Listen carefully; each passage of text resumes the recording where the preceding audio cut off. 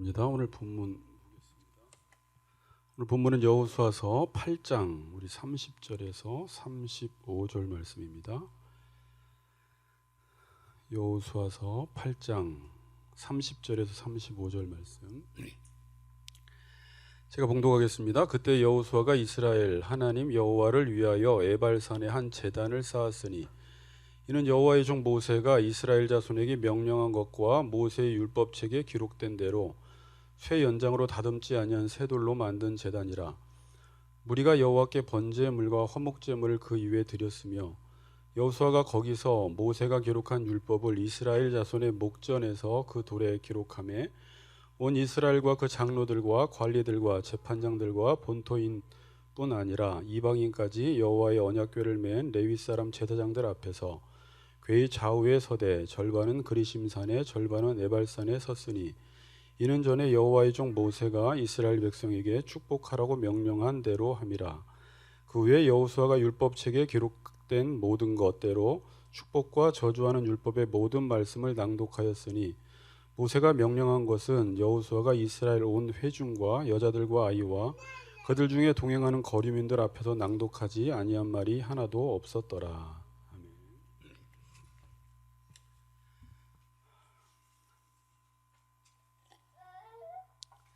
또 오늘도 순종에 관한 말씀을 듣는데 같이 이렇게 인사합시다. 우리 순종하여 하늘의 복을 받읍시다. 이렇게 인사합니다.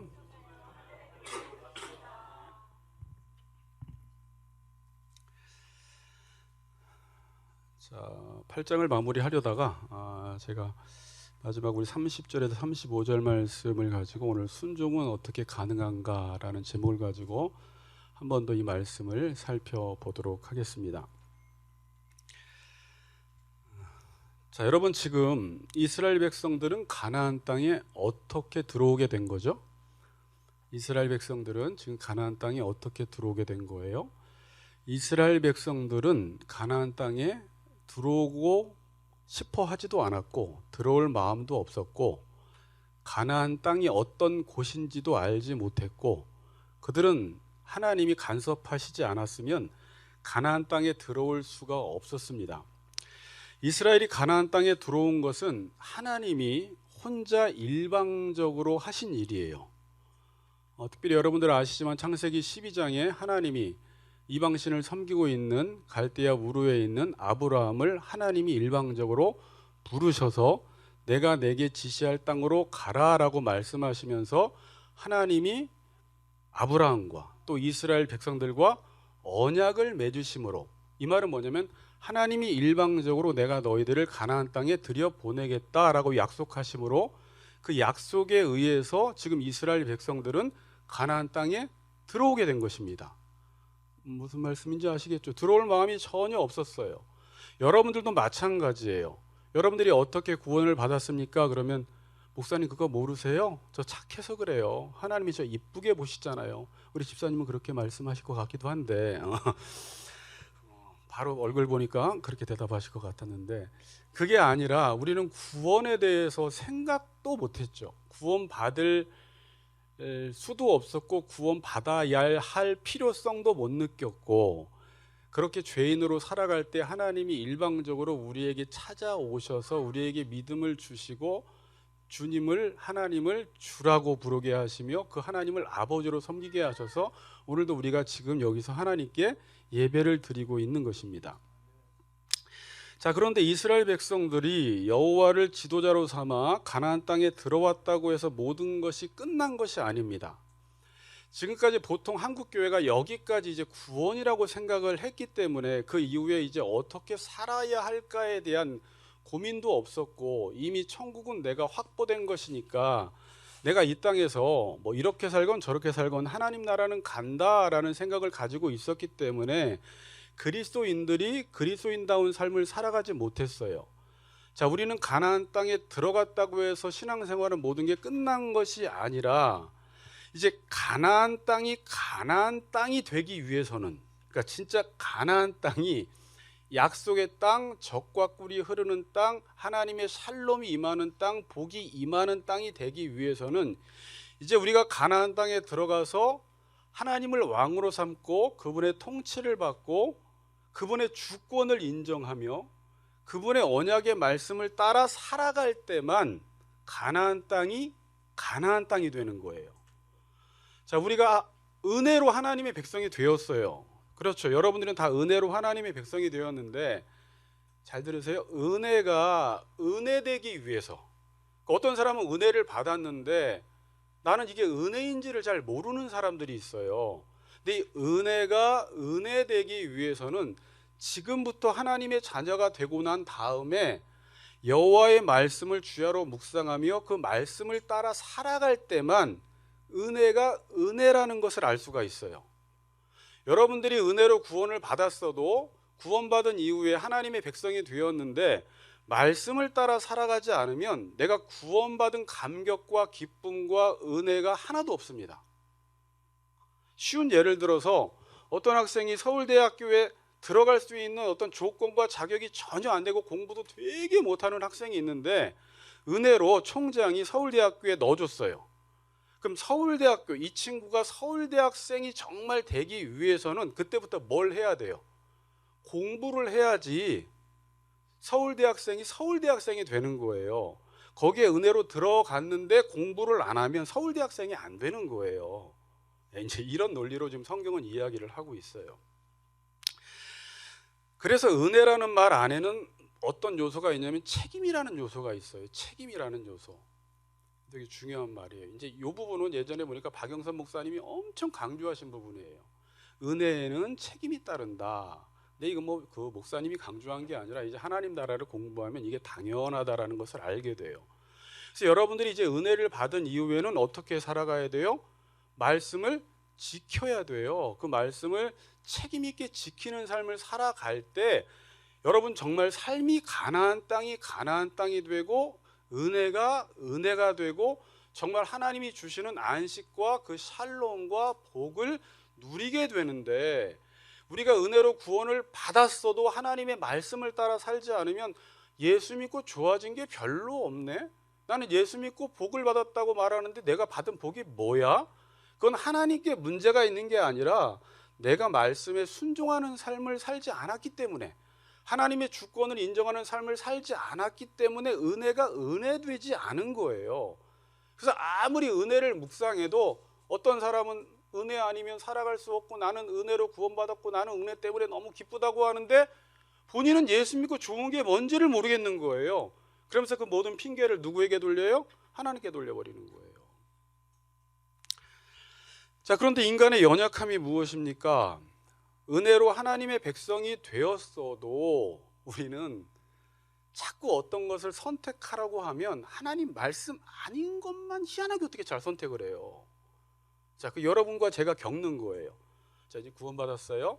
하나님 말씀에 순종하면서 살려고 해. 그래서 오늘 제가 하나님 말씀이 A입니다. 그러면 딱 나가면 A를 선택해야 되는데 자꾸 B를 선택하는 거예요. 하나님 말씀 아닌 것을 선택해요. 내가 보기에 좋은 걸 선택해요. 내가 보기에 선한 것을 선택해요.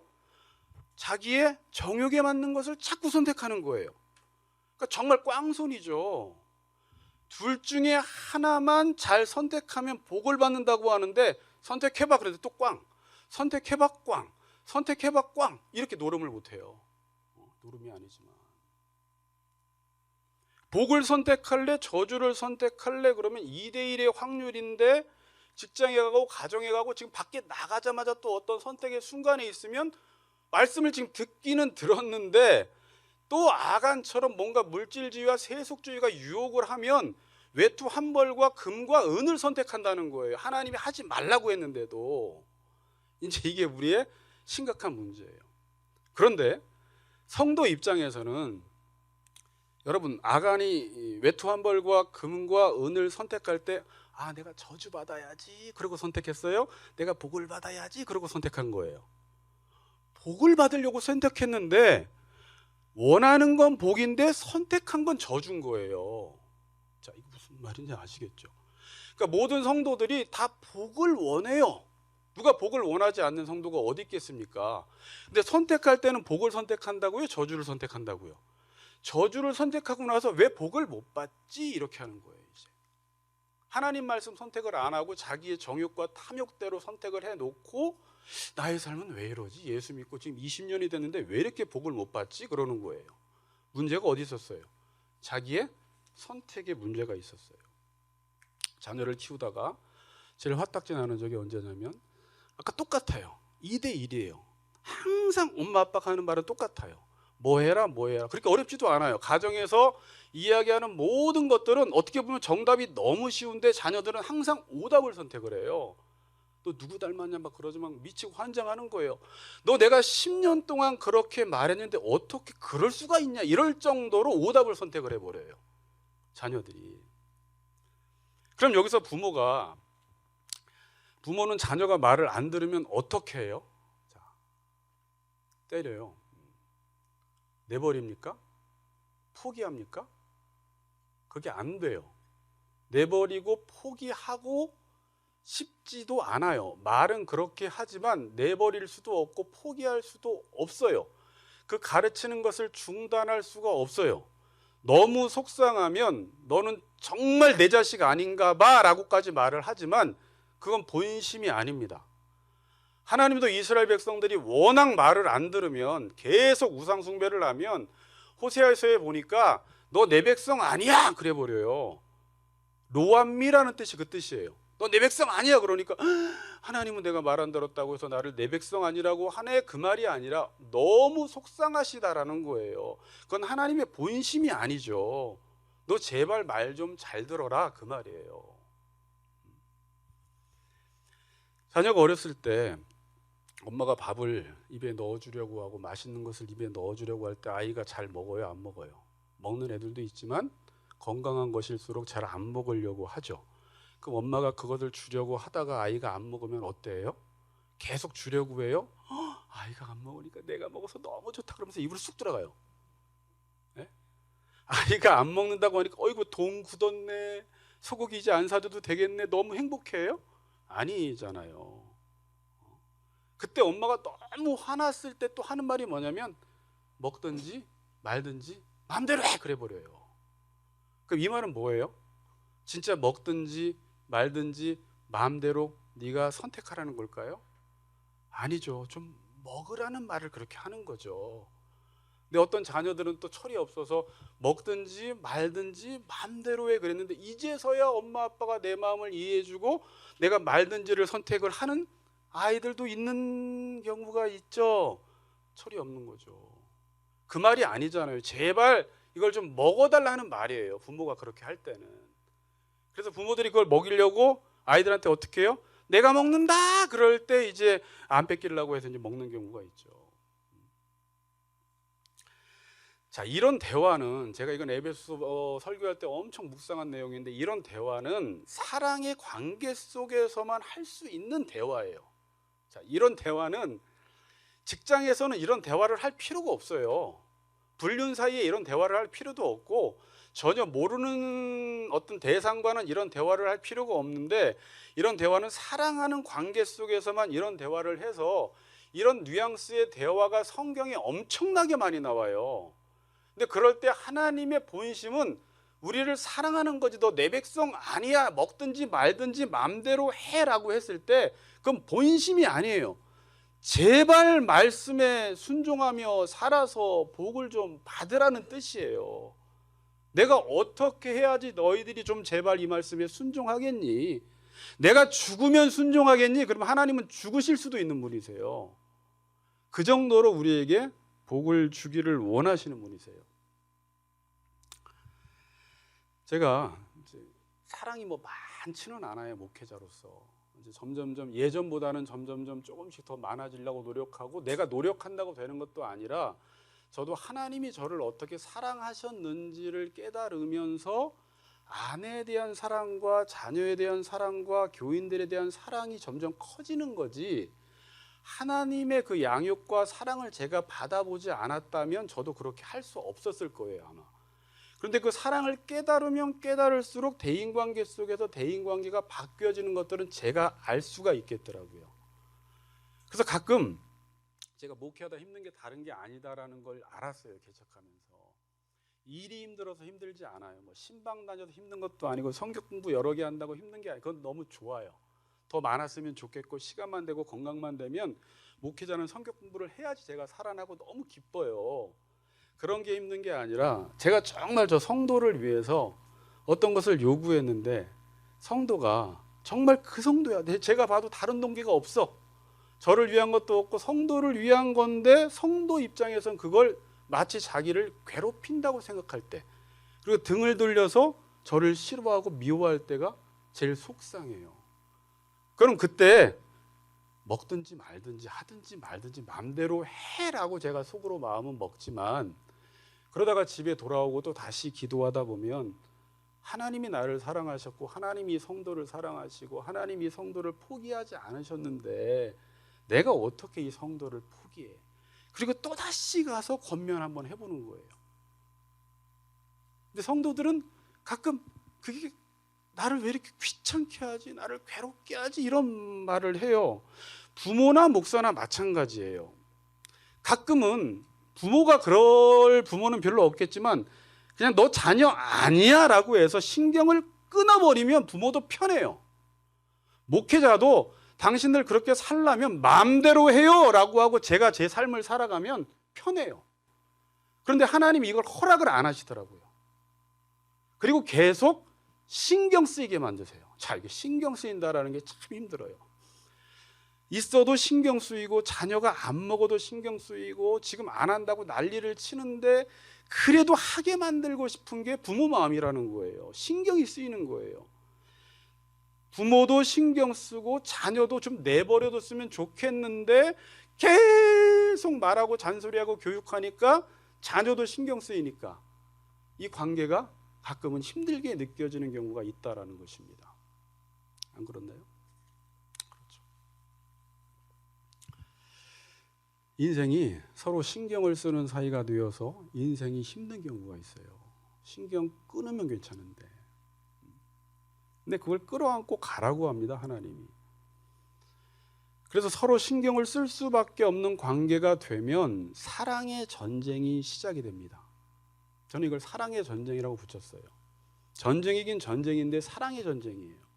신경 쓰는 사이가 아닌 경우에는 사랑의 전쟁을 안 합니다. 여러분이 예수 믿다가 내가 이해할 수 없는 이런 고난이나 어려움을 당할 때 하나님 왜 이러시지라고 할 때도 있지만 그 하나님이 왜 이러시지가 내가 잘 되라고 하나님께서 신경 쓰시니까 내 인생이 이렇지 않나라는 것을 한번 생각해 봐야 돼요. 하나님이 신경 안 쓰고 로마서 1장에 나온 대로 나를 내버려 두면, 내 마음대로 살도록 내버려 두면 내 인생이 잠언서에 나온 대로 악인들이 왜 이렇게 형통한지 모르겠는데 아무도 안 건드리는데 나는 왜 이렇게 잘못만 하면 하나님이 그냥 계속 붙들고 간섭하고 때리고 하는지 모르겠는 거예요. 그러니까 여러분, 그게 가끔 인생의 어려움으로 느껴지기도 해요. 하나님이 나 잘 되라고 하는 건데 그 잘 되는 과정이 여러분에게는 가끔 고난으로 느껴지기도 한다라는 거예요. 사랑하니까 좋은 것을 주기 위해서 먹어, 안 먹어, 먹어, 안 먹어, 해, 안 해, 이게 이제 전쟁을 하는 거예요. 이건 사랑하는 관계 속에서만 일어나는 일들이라는 것입니다. 1라운드가 시작이 됩니다. 제가 한번 스스로 생각해 봤는데, 하나님은 하라고 하고 자녀들은 안 한다고 하고, 그럼 하나님 여기서 신경을 꺼버리면 이 전쟁은 끝나버려요. 그럼 인생이 되게 복잡한 일이 일어나지 않아요. 그런데 2라운드가 또 시작이 돼요. 하나님이 손을 걷어 붙이세요. 해, 그래요. 해! 안 해요. 하라고 안 한다는 거예요. 그럼 그때 자녀들이나 교인들이 뭐라고 좀 내버려 두라는 거예요. 저를 간섭 좀 하지 마세요. 저 알아서 잘 살게요. 저 이래요. 그때 하나님이 뭐라고 하세요? 웃기는 소리 하고 있네 그래요. 난 네가 할 때까지 말할 거야 그래요. 성경 보면 하나님이 그렇게 말씀하시는 것 같아요. 난 네가 그거 할 때까지 가르칠 거고 할 때까지 잔소리할 거고 할 때까지 네 옆에 따라다니면서 간섭할 거야. 그래 버리시는 거예요. 그럼 이 전쟁이 언제 끝나요? 우리가 그걸 해야지 끝나는 거예요. 이게 로마서에 나온 대로 이 말이 여러분 되게 좋아 보이지만 누가 우리를 그리스도의 사랑에서 끊으리요 그러니까 와 그렇지만 이거를 하나님이 안 끊어버리시고 간섭하시고 내가 그 말씀대로 살아서 복을 주고 싶은 거예요. 그냥 저 딸에게 저 아들에게 말씀대로 살아서 복을 주고 싶은데 죽어도 말씀대로 안 사니까 마침내 복 주는 게 신명기서에 나오거든요. 그런데 그렇게 안 사니까 하나님이 그 사랑의 전쟁을 끝까지 하시는 거예요. 이게 하나님의 열심이죠. 그리고 삼나운도가 또 시작돼요. 내버려둬 그랬는데 나 싫어 웃기는 소리 하지마. 난 네가 이 말씀대로 살 때까지 절대 내버려두지 않을 거야 라고 하고 또 말씀대로 살아 라고 했는데 또 안 살면 하나님 뭐라고 하실까요? 그럼 아까 말씀대로 너 하든지 말든지 마음대로 해. 이런 뉘앙스가 성경에 나와요. 그게 여호수아 24장에 나오고 신명기에 나오는 말씀이에요. 신명기 30장 15절에 보면 보라 내가 오늘 생명과 복과 사망과 화를 내 앞에 두었노니 네가 둘 중에 하나를 선택하라는 거예요. 자, 이게 진짜 선택하는 걸까요? 자, 여호수아 한번 보세요. 24장 14절 15절 제가 연관구절 하나 드렸죠? 24장 14절 15절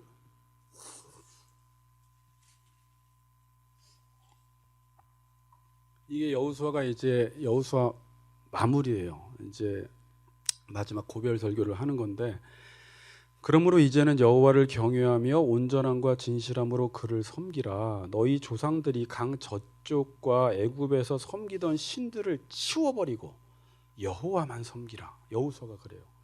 만일 여호와를 섬기는 것이 너희에게 좋지 않게 보이거든 너희 조상들이 강 저쪽에서 섬기던 신들이든지 또는 너희가 거주하는 땅에 있는 아모리 족속의 신들이든지 너희가 오늘날 섬길 자를 택하라. 오직 나와 내 집은 여호와를 섬기겠노라 하니 그러죠.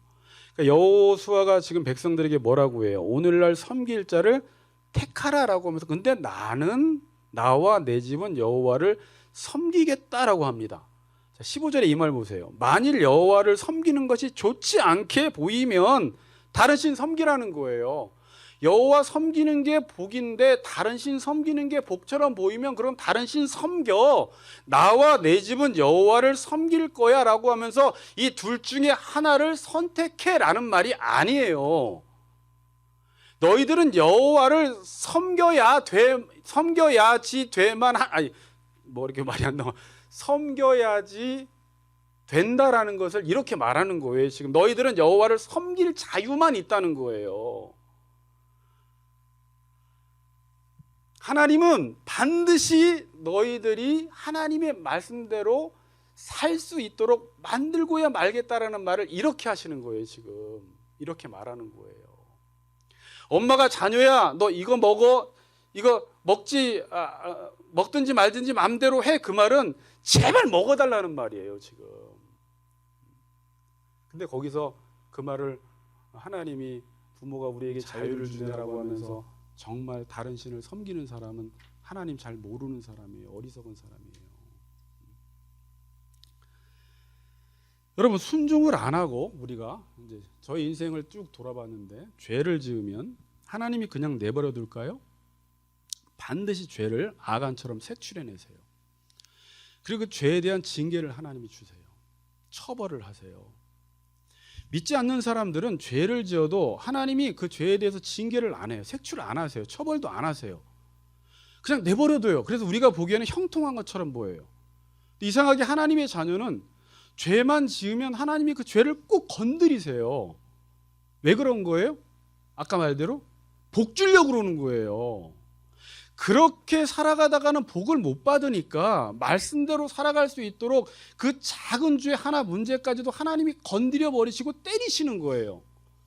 자녀가 잘못했을 때 때리지 않고 그냥 넘어가면 서로 지금 그냥 나는 평화주의자야 라고 하면서 관계가 좋을 것 같은데 그 죄는 반드시 시간이 지나면서 엄청나게 자라서 나중에 감당할 수 없게 됩니다. 여러분. 그래서 자녀가 조그만 거 잘못했을 때 지금 당장 분위기 봐서 지금 당장은 아니라 할지라도 그걸 염두에 두고 있다가 좋은 환경이 찾아오고 분위기 좋았을 땐 반드시 그거에 대해서 아이에게 이야기를 해야 돼요. 그리고 아빠는 이걸 용납하지 못하겠다. 너 이 부분에 있어서는 네가 아빠 말을 따라야 되겠다. 그래도 안 하면 그 문제 가지고 이게 정말 중요한 문제면 매를 대서라도 이 부분은 아빠가 용서하지 않고 용납하지 않고 반드시 처리하고 지나간다라는 사실을 알려줘야 돼요. 그래야 할 때 이 아이에게 복이 되는 거예요. 그래서 잠언서에 매를 대라는 거예요. 그런 차원에서 아무 때나 매를 대라는 게 아니라 이 자녀가 옳게 살아야지, 하나님의 말씀대로 살아야지 복을 받기 때문에 진정으로 자녀를 위하는 게 무엇인지를 생각하는 거예요. 내버려 두는 게 자녀를 위한 것인가? 아니면 정말 옳은 것에 대해서는 징계를 내리고 그 말씀대로 살아갈 수 있도록 엄마 아빠가 목사가 힘들어도 반복해서 잔소리를 하는 게 성도를 위한 길이고 교인들을 위한 길인지는 한번 생각을 해봐야 돼요. 진짜 누구를 위한 것인지. 그래서 인생이 힘든 거예요. 하나님이 우리에게 복을 주시려다 보니까 내가 죄를 지었을 때 그 죄에 대해서 처벌하시고 징계하시니까 우리 인생 속에서 믿지 않는 사람들은 아무렇지도 않은데 우리만 겪는 그런 어려움들이 있다라는 거예요. 이렇게 해야지 우리가 살기 때문에. 제가 이런 생각을 해봤습니다. 만일 여호수아 6장에서 이스라엘이 하나님의 말씀에 순종해서 여리고성이 무너졌잖아요. 그렇죠? 말씀에 순종해서. 7장에서 아간의 범죄로 인해서 하나님의 진노가 임했고 그 죄에 대해서 하나님이 처벌하셨잖아요. 근데 만약에 6장 여리고성 사건이 있고 7장에 아간이 범죄하지 않고 8장에서 그냥 바로 아이 성도 승리했다면 좋았을까요? 안 좋았을까요? 자, 이 질문은 참 어려운 질문인데 그냥 계속 순종 잘하면 좋아요, 안 좋아요? 좋은 거예요. 여러분 자녀 중에도 그렇게 계속 말 잘 듣는 그 누가 보면 첫째 아들처럼 그렇게 말 잘 듣는 사람이 있는데 뭔가 모르는 게 하나가 있어요. 나중에. 근데 지금 여기처럼 순종해서 여리고성이 무너졌어요. 아간이 범죄했어요. 하나님이 죄에 대해서 처벌하셨어요. 그리고 다시 아이성 사건을 통해서 다시 말씀에 정말 순종했더니 복병했고 매복해서 하나님의 지시대로 했더니 승리했어요. 그럼 여기서 깨닫는 게 뭐예요? 죄가 주는 유익이 있어요. 자, 이 말은 이제 제가 조심스럽게 하는 거예요. 그러니까 죄 자체가 주는 유익이 있다라는 말이 아니에요. 하나님과 우리 사이 사랑의 전쟁이 있는 관계 속에서 내가 잘못을 했을 때 이 잘못에 대해서 내가 잘못했으니까 자기가 얼마나 하나님 말씀을 어기는지 연약함을 깨닫게 되고 이 죄를 지었을 때 하나님이 나에 대해서 어떻게 액션을 취하시는지를 알게 되므로 여기서 또 하나님에 대한 지식과 이해가 깊어진다라는 거예요. 아시겠어요? 죄를 안 졌을 때는 순종을 잘하니까 아빠도 하나님도 오케이 그냥 이렇게 넘어가요. 아빠를 잘 알 수가 없어요. 그런데 아들이 죄를 한번 딱 져버렸어요. 성도 중에 한 성도가 죄를 딱 지었어요. 그랬더니 어떻게 돼요? 자기가 죄를 지면서 나는 왜 이러지? 일단 율법 앞에서 자신의 연약함을 깨닫게 돼요. 난 왜 이렇게 자꾸 죄를 짓지? 죄에 대해서 되게 연약하네? 자기 연약함을 깨닫는 동시에 자기 자신에 대한 지식이 생기게 되죠. 두 번째, 그 죄에 대해서 하나님이 나를 어떻게 대하시는지 그냥 포기하거나 그냥 잘라버리시는 게 아니라 그 죄에 대해서 하나님이 어떻게 대하시는지가 이제 성경이에요. 자기 아들 독생자 예수를 주시면서까지 우리를 사랑하시는 그 사랑을 통해서 십자가를 통해서 하나님의 공의와 하나님의 사랑이 얼마나 큰지가 인간이 죄 짓는 십자가의 현장에서 드러나 버렸거든요. 그게 아니었으면 하나님이 누구신지 하나님의 영광이 십자가에서 드러나지 않았을 텐데 그래서 하나님이 죄를 통해서 의도하시는 게 있어요. 죄를 통해서. 그리고 죄 안 지을 때 몰랐는데 아들이 죄를 딱 져보니까 아빠가 자기에 대한 그 집착이라고 하면 그렇고 좀 열정과 열심과 나를 얼마나 사랑하시는지를 그때 느끼게 되는 거예요. 그게 죄가 주는 유익이라고 볼 수가 있어요. 그러니까 죄 자체가 주는 유익이 아니라 하나님과 우리 사이에 우리가 죄를 지었을 때 아빠의 액션을 통해서 하나님이 이런 분이구나, 내가 이런 사람이구나라는 지식이 깊어진다는 거예요.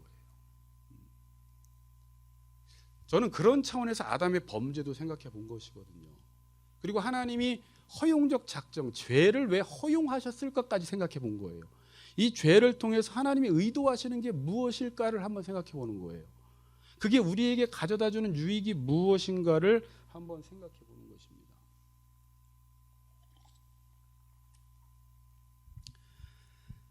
두 명의 성도가 있습니다. 한 성도도 하나님의 말씀대로 잘 순종해요. 한 성도도, 두 번째 성도도 하나님 말씀대로 순종을 잘해요.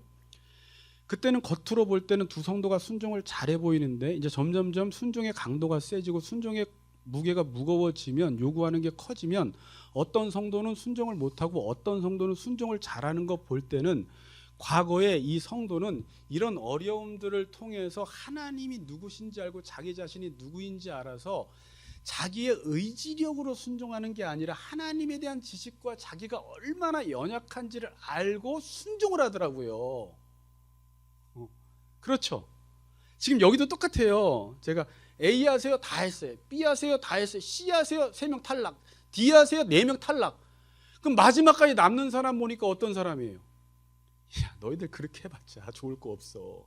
나는 다 겪어봤어. 내가 죄를 지었을 때 하나님 너희들 얼마나 무서운지 알아. 그 죄에 대해서 어떻게 처리하시는 줄 알아. 그걸 다루시기 위해서 어떻게 간섭하시는지 알아. 이거를 경험한 거예요. 그리고 자기 자신이 죄에 대해서 얼마나 약한지, 하나님 말씀대로 살지 않았을 때 얼마나 인생이 불행해지는지, 처음만 좋아 보이지 나중에 얼마나 그거에 대한 대가를 크게 치러야 하는지를 인생을 살다가 겪어본 다음에 순종해라 그러면 입 다물고 순종해요. 그분은 알고 봤더니 그랬던 거예요. 그 지식이 깊어졌어요. 제가 이런 예화를 하나 들어볼게요. 저한테 아주 이쁘고 외적으로도 최고, 성품적으로도 최고인 저에게 딸이 있습니다. 그리고 제가 이 딸을 이제 결혼시키려고 해요. 그래서 사람들을, 총각들을 모집했습니다. 총각들이 10명이 찾아왔습니다. 결혼하겠다고. 제가 미션을 하나 줍니다. 이들에게. 이 미션에 통과를 하면 내 딸을 주겠지만 미션에 통과 못하면 10억이라는 벌금을 내야 되고 10억을 못 냈을 경우에는 당신들이 죽게 됩니다라고 했더니 이 사람들이 우리는 자신 있습니다 그랬어요. 베드로처럼. 내가 죽어도 주님 따라가겠습니다 그랬어요. 이들은 정말 실제적으로 자기들이 그 미션을 통과해서 이 딸을 얻을 수 있다라는 자신감이 있었어요. 이 사람들은 어떤 사람이었냐? 제가 다 지어내는 거예요. 지금 들어보세요. 이 사람들은 어떤 사람이었냐? 복지사 다 박사학위를 가진 사람이에요. 성경으로 따지면 바리새인들 율법학자예요. 그리고 제가 내는 문제는 뭐였냐면 복지 문제예요. 복지 문제니까 이 사람들은 나름 자신이 있었겠어요? 없었겠어요? 박사니까 복지 쪽으로. 그리고 자기는 복지사로 부름받았다고 생각하고 남들을 위해 지금까지 살아왔거든.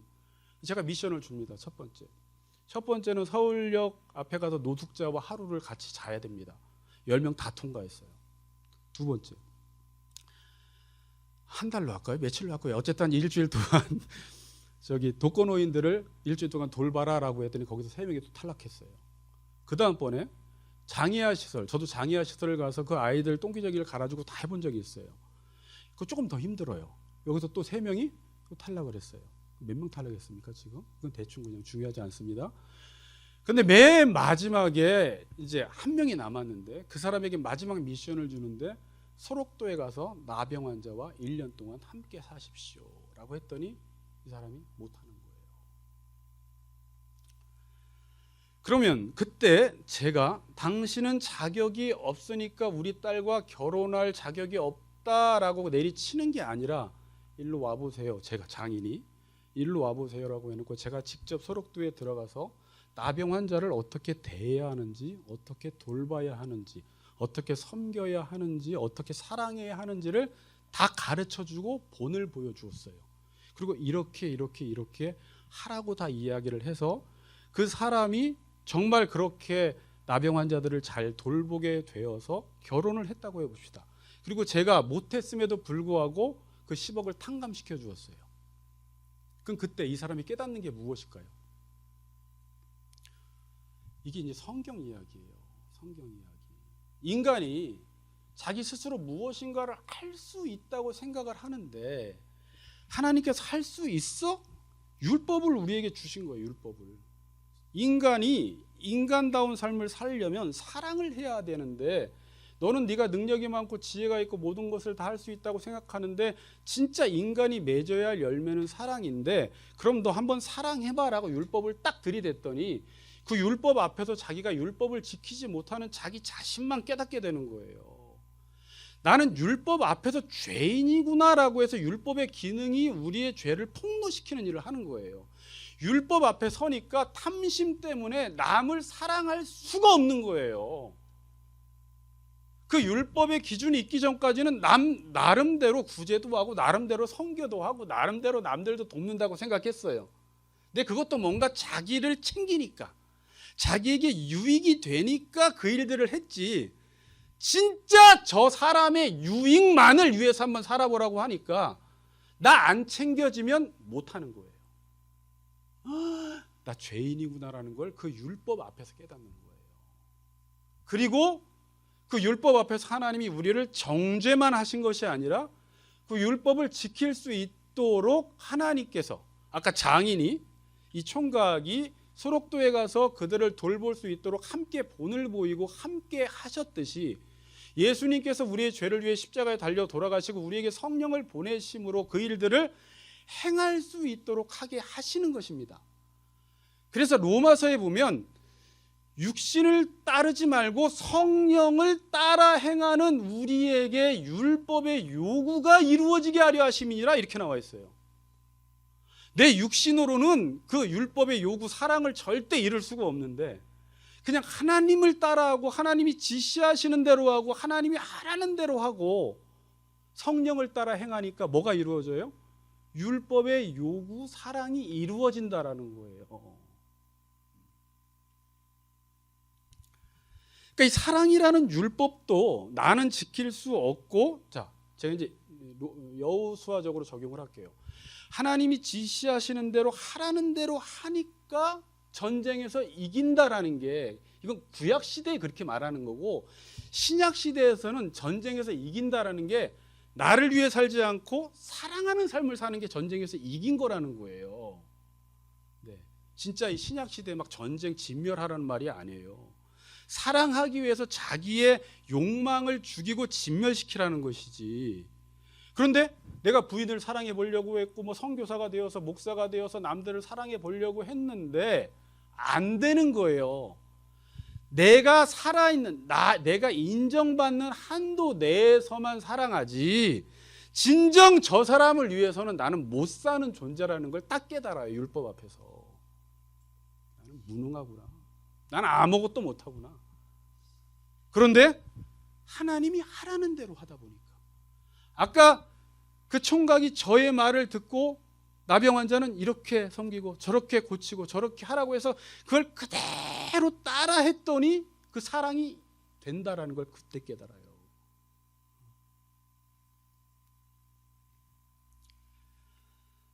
이게 마태복음 19장의 부자 청년 이야기예요, 여러분. 딱 그 얘기라는 거예요. 율법사가 부자 청년이 물어봐요. 어떻게 하여야 영생을 얻겠습니까? 라고 했더니 벌써 질문 자체가 잘못됐어요. 영생은 어떻게 해서 얻는 게 아니에요. 그러니까 예수님이 다 알매도 불구하고 계명 도둑질하지 말라, 살해하지 말라, 뭐 간음하지 말라 했더니 뭐라고 해요? 자기 다 지켰대요. 예수님은 알았죠.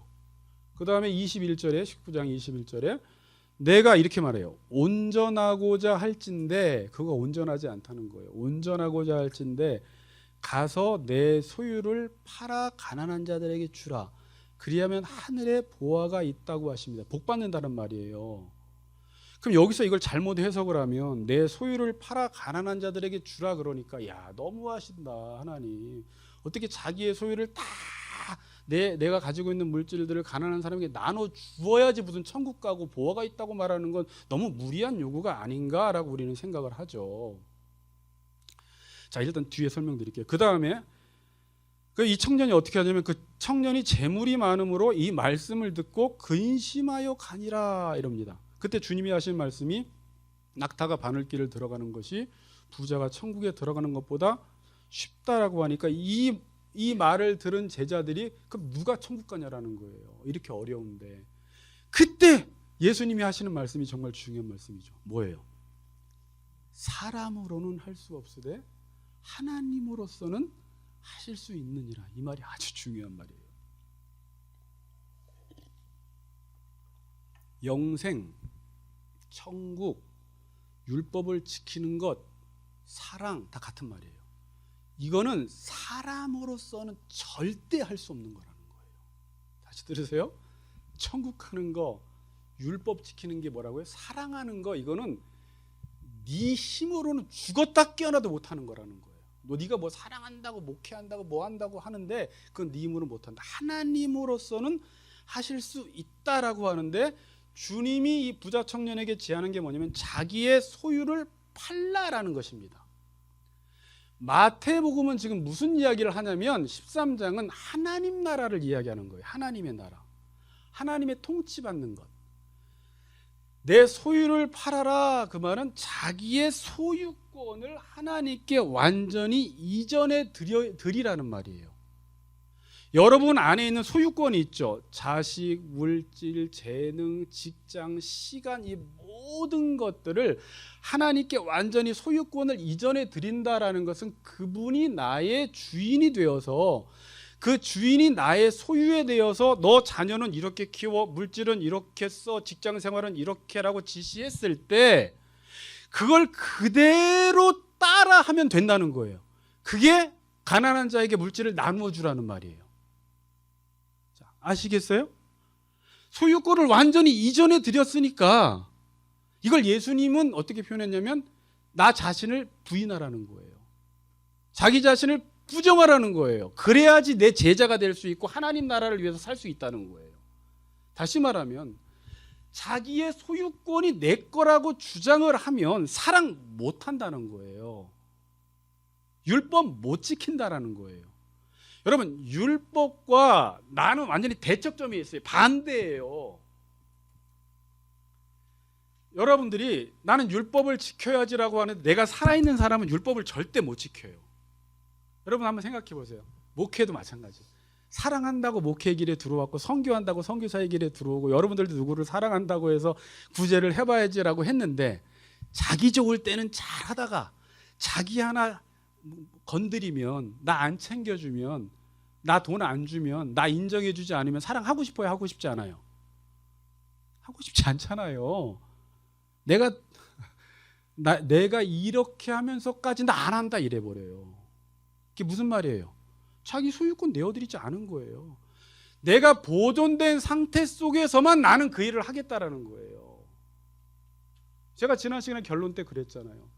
어떤 사람이 10의 1을 드리라고 하니까 그게 문제가 아니라 하나님, 내가 가지고 있는 모든 것은 다 하나님의 것이니까 마음대로 사용하세요라고 하는 사람이 주님 앞에 뭐 드릴 게 있어요?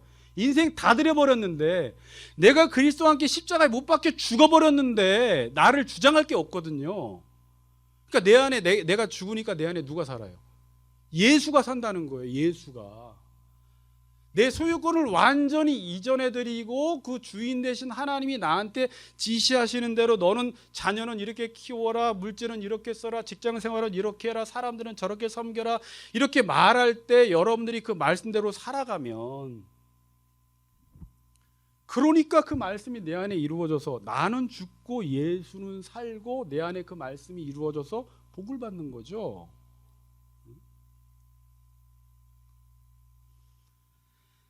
소유권을 넘겨주지 않으니까 사랑이 안 됩니다. 율법을 지키지 못합니다. 그런데 하나님이 하라는 대로 하니까 그 말이 소유권을 넘겨주니까 다시 말하면 하나님의 통치를 받고 나는 그분의 종으로 사니까 다 이 말이에요. 이제 이렇게 사니까 어떻게 돼요? 사랑이 되고 율법이 지켜지고 가나안 전쟁에서 승리하는 거예요. 그게 하나님이 지시하시는 대로 하니까 가나안 전쟁에서 승리, 부부간의 사랑 통과, 자녀 사랑 오케이, 남 이웃도 사랑할 수 있게 된다는 거예요. 그게 마태복음 13장 44절에 이 부자 청년은 근심하여 돌아갔지만 천국에 대한 그 감추어진 보화에 대한 가치를 깨달은 사람은 자기의 똑같이 소유권을 다 팔아서 그 밭을 사버리는 거예요.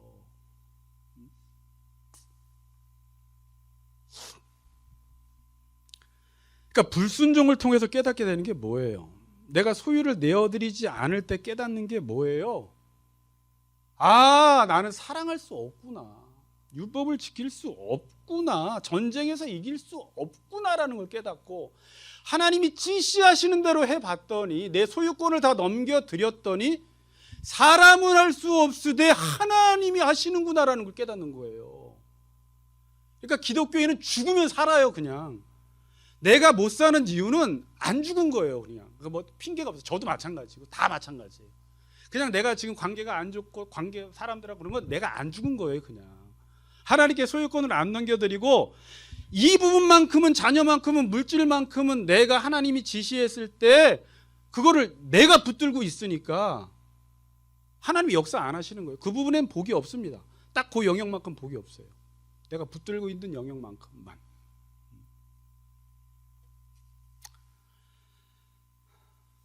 순종은요, 내가 의지적으로 해야 하는 싸움이 아니에요. 내가 순종해야지 그런다고 순종 절대 안 됩니다. 결국 순종의 싸움은 내 소유를 내어드리는 싸움이고 내 몸을 내어드리는 싸움이고 자기를 죽이는 싸움이에요.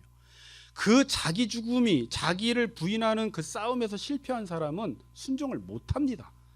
그러니까 그 사람이 하는 순종은 순종이 아니에요. 그냥 순종은 반드시 자기 부인이 따라와야 되고 자기 소유권을 내주어야 돼요. 그게 아닌 순종은 자기가 좋아서 하는 순종이에요. 뭔가 그 교회 가니까 나를 인정해주고 영광 받으니까 나가는 거지 그걸 순종이라고는 말할 수가 없어요. 순종은 항상 희생이 따라요. 그래서 자기 부인이 따르고 자기 소유권을 내어줘야 돼요. 그 사람의 삶 속에서 하나님의 나라가 임한다 이렇게 말해요. 그게 산상설교예요. 그 사람의 삶 속에서 전쟁에서 늘 이기는, 여리고 전쟁에서 이기고 아이선 전쟁에서 이기고, 이긴 이유가 뭐예요? 자기 생각이 있지만 매복해라 그러면 매복하고 7바퀴 돌아라 그러면 7바퀴 돌고, 이게 신약시대 바울이 성령을 따라 행하라 그러면 육체의 욕심을 이루지 아니하리라 그러는 거예요.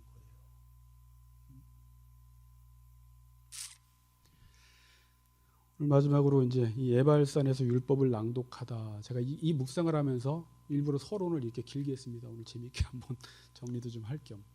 결론을 지면, 자 이제 그 본문을 보세요. 우리가 지난 시간에 살펴보았듯이 여호수아는 아이성 전투에서 승리한 이후에 이스라엘 백성들을 이끌고 30km 위에 있는 세겜 땅으로 가게 됩니다. 그리고 오늘 본문에 보시면 세겜에 있는 에발산에 올라가서 제단을 쌓으라고 해요. 그 뒤에 보세요. 오늘 본문에 보면 다듬지 아니한 돌로 번제와 화목제를 드리라고 합니다. 그거 다 체크해놔 보세요. 이게 다 의미가 있어요. 그리고 율법을 돌에 기록하라고 해요. 기록합니다. 그리고 모든 백성들, 특별히 이방인들까지 모아서 절반은 에발산, 절반은 그리심산에 가서 축복과 저주하는 말씀을 낭독함으로 언약식을 하죠. 그렇죠? 이렇게 이제 마치죠. 자, 그런데 여기서 궁금했던 것이 왜 에발산에서 제단을 쌓으라고 했냐라는 거예요. 그림신산이 좋아요? 에발산이 좋아요? 근데 왜 에발산에서 제단을 쌓으라고 해요? 일단은 모세가 그렇게 하라고 했어요. 그러니까 하나님이 그렇게 하라고 했어요.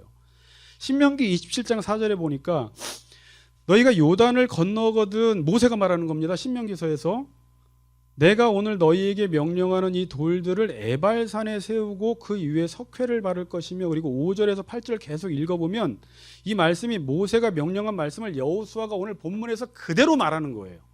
그대로 지금 말하고 있어요. 그럼 집에 가서 읽어보세요. 자, 그리고 에발산에 단을 쌓으라고 하면서 한 말씀이 뭐예요? 지금 신명기 27장에도 나오고 오늘 여호수아 8장 30절에도 나오는데 쇠 연장으로 다듬지 않은 돌로 제단을 쌓으래요. 쇠 연장으로 다듬지 말래요. 첫 번째. 그리고 나서 그 제단 위에서 뭘 드리래요? 어떤 제사? 번제와 화목제를 드리라고 합니다.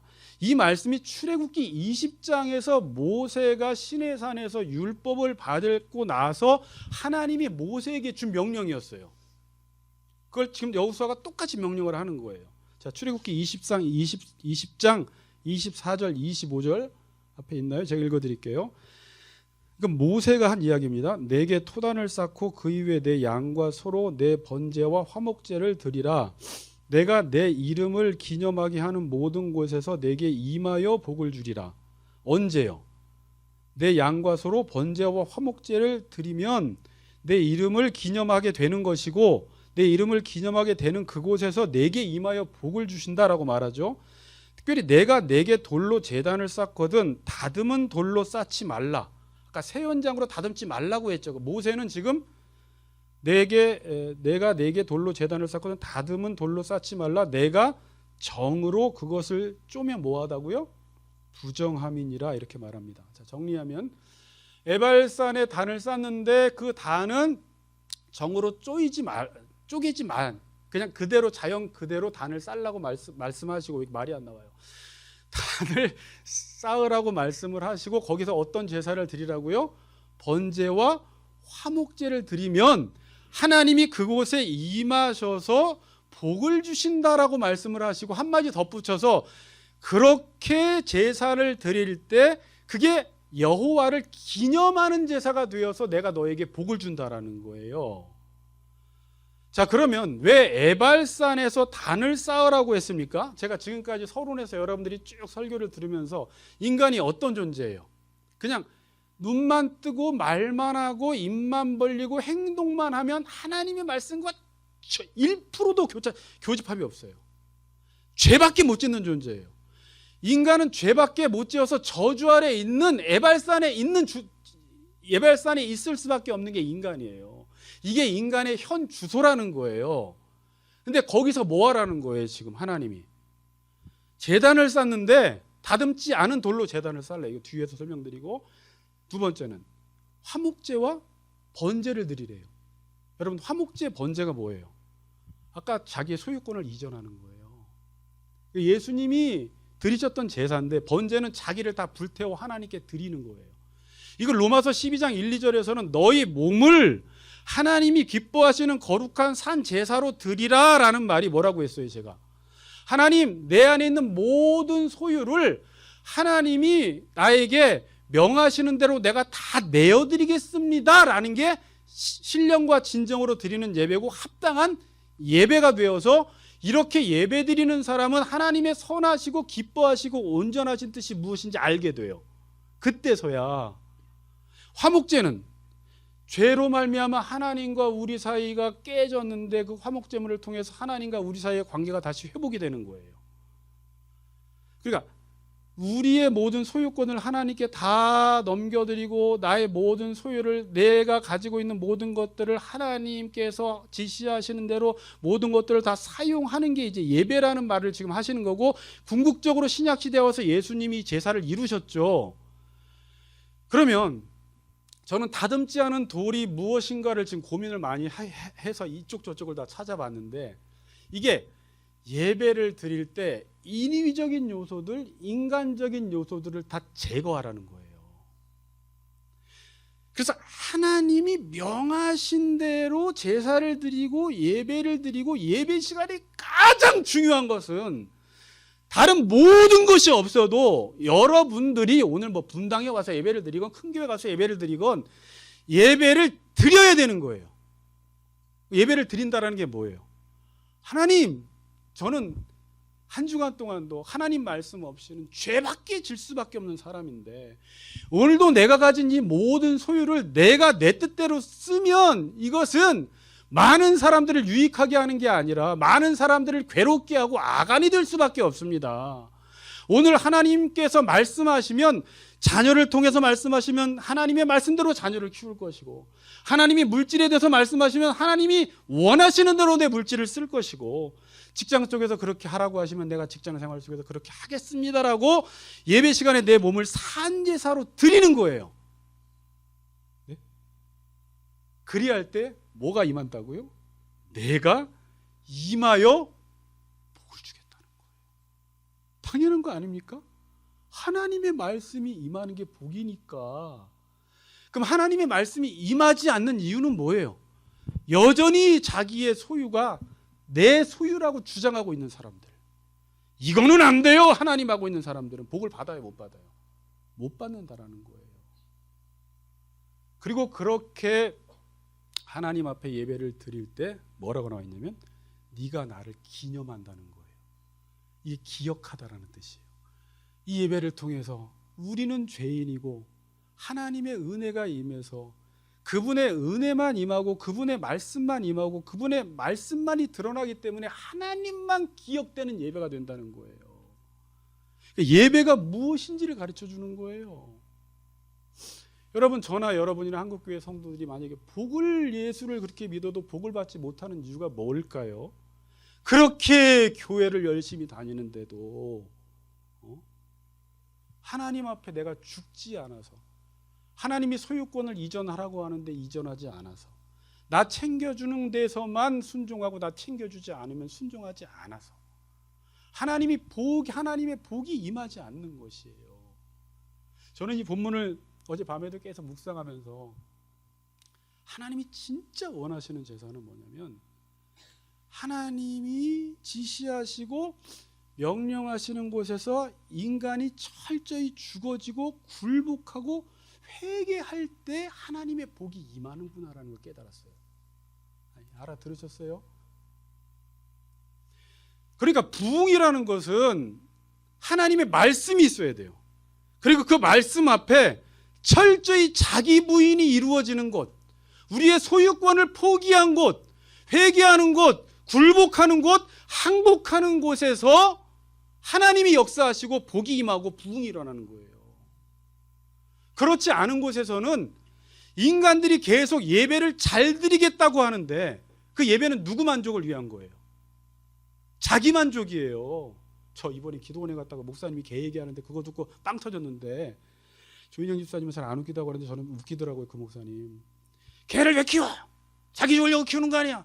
누가 개가 염색해달라고 그랬어? 신발 시켜달라고 그랬어? 누구 좋아라고 하는 거예요? 자기 좋으라고 하는 거. 개가 언제 털 깎아달라고 그랬어? 염색해달라고 그랬어? 먹여달라고 그랬어? 내가 보기에 좋은 거예요. 우리가 예배를 드릴 때 예배 시간에 이거 해야죠, 저거 해야죠, 오케스트라 해야죠. 이거 누가 좋은 거예요? 하나님이 그렇게 하라고 했으면 하셔도 되는데 대부분 다 자기 만족인 거예요. 이렇게 예배를 드려야지 예배 같잖아 이렇게 하면서. 근데 정작 예배는 안 드려. 예배를 잘 드려야 되는데 예배를 잘 안 드려.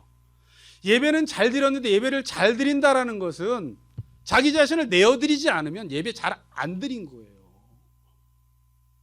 여기서 예배 드리건 사랑의 교회 예배 드리건 윤석천 목사님 교회 예배를 드리건 어서 드리건 오늘 하나님의 말씀이 임하고 그 말씀이 하나님의 말씀이고 그 하나님의 말씀 앞에 내 자신을 내어드리고 내 소유권을 완전히 이양시켜드려서 그분이 주권자가 되시고 내가 종이 되면 그곳엔 하나님의 복이 반드시 임하는 거예요. 여러분, 이걸 말씀하시는 거예요.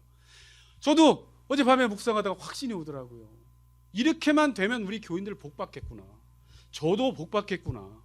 성경 말씀은 분명히 그걸 이야기하고 있는데 왜 수많은 사람들이 예수 믿어도 왜 이래요? 왜 예수 믿어도 복이 없어요? 그리고 하나님은 살아계신 게 맞아요, 하나님은 나를 버린 것 같아요 말하지만 문제는 뭐예요? 우리의 소유권을, 자녀부터 모든 소유권을 하나님께 넘겨드리지 않았다는 거예요. 그분이 마음껏 쓰도록 내어드리지 않았다는 거예요. 하나님, 제 인생 마음껏 쓰세요 라고 해서 하나님 앞에 내어드리는 순간 복이 임하기 시작합니다.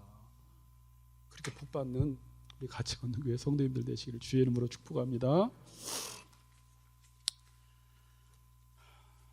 우리 예수 우리 왕이여 같이 찬양하고